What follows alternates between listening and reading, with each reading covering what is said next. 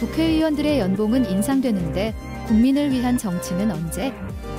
대한민국 국민들은 매년 더 나은 삶을 위해 노력하고 있지만 정작 국민을 대표하는 국회의원들은 얼마나 성실히 국민을 위해 일하고 있을까?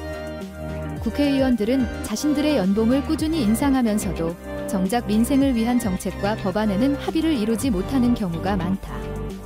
출석률이 낮은 의원들도 많지만 이에 대한 실질적인 제재는 거의 이루어지지 않고 있다. 이런 상황에서 우리는 국회의원들이 국민을 위해 일하는 존재인지 아니면 자신들의 이익만을 챙기는 집단인지 되묻게 된다. 국회의원 연봉은 매년 인상된다. 2024년 기준 국회의원 1인당 연봉은 1억 5,700만 원으로 책정되었으며 이는 매년 여야 합의에 의해 결정된다. 문제는 이러한 합의가 민생 법안에서는 쉽게 이루어지지 않는다는 점이다. 국회의원들의 연봉은 기본적으로 세금으로 지급된다. 하지만 국회의원들은 국민을 위한 정책보다는 자신들의 권익을 지키는 일에는 놀라울 정도로 빠르게 합의한다. 연봉뿐만이 아니다. 입법활동비, 명절휴가비, 정근수당, 각종 지원금까지 포함하면 실제 혜택은 훨씬 크다. 그렇다면 이 많은 세금을 받아가는 국회의원들은 얼마나 열심히 일하고 있을까?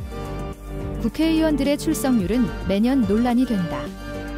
국회 본회의나 상임위원회는 국민의 삶에 직접적인 영향을 미치는 정책을 논의하는 자리다. 하지만 출석률이 60에서 70%대에 불과한 의원들도 있으며 심지어 50% 미만인 의원도 존재한다. 더 큰 문제는 출석률이 낮아도 별다른 제재가 없다는 점이다. 국회법상 정당한 사유 없이 결석하면 징계 대상이 될 수 있지만 실제로 국회의원이 결석했다고 해서 수당이 삭감되거나 징계를 받은 사례는 거의 없다.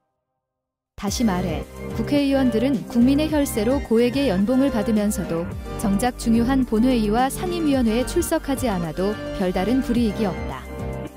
국회의원들이 연봉을 인상할 때는 신속하게 합의를 이루지만 국민을 위한 법안과 예산안에는 쉽게 합의하지 않는다.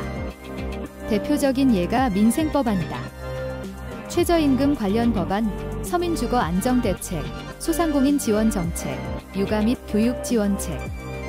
이러한 법안들은 여야의 대립으로 인해 계속 지연되거나 폐기되는 경우가 많다.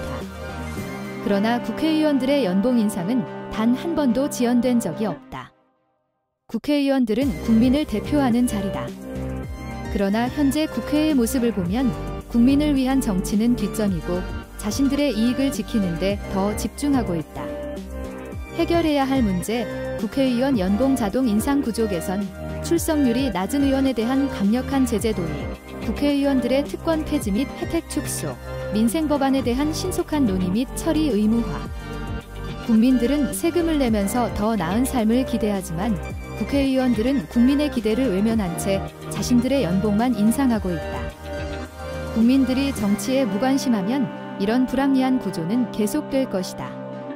국회의원들의 책임을 강화하고 출석률을 높이며 민생을 최우선으로 하는 정치 문화를 만들기 위해 국민들이 적극적으로 감시해야 할 때다.